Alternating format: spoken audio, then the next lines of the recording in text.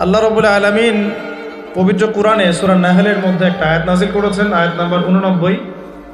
আল্লাহ পাক বলছেন, বিসমিল্লাহির রহমানির রহিম, ওয়া নাযালনা আলাইকাল কিতাবা তিবয়ানান লিকুল্লি শাই ওয়া হুদা ওয়া রাহমাতান ওয়া বুশরা লিল মুসলিমিন।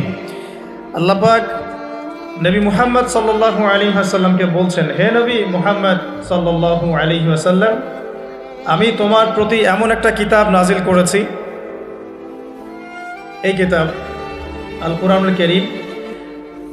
হে নবী মুহাম্মদ সাল্লাল্লাহু আলাইহি ওয়াসাল্লাম, আমি আপনার প্রতি এমন একটা কিতাব নাজিল করেছি যে কিতাবটা হচ্ছে তিবিয়ানান লিকুল্লি শাই, অর্থাৎ এই পৃথিবীর প্রতিটা বিষয়কে ব্যাখ্যা করবে, মানুষের জীবনের প্রতিটা বিষয়কে ব্যাখ্যা করবে, এমন একটা কিতাব আমি নাজিল করেছি। বলেন সুবহানাল্লাহ।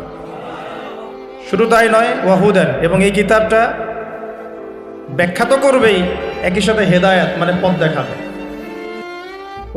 ওয়া রাহমাতান, এবং এই কিতাবটা হচ্ছে আল্লাহর পক্ষ থেকে রহমত বা অনুগ্রহ, দয়া।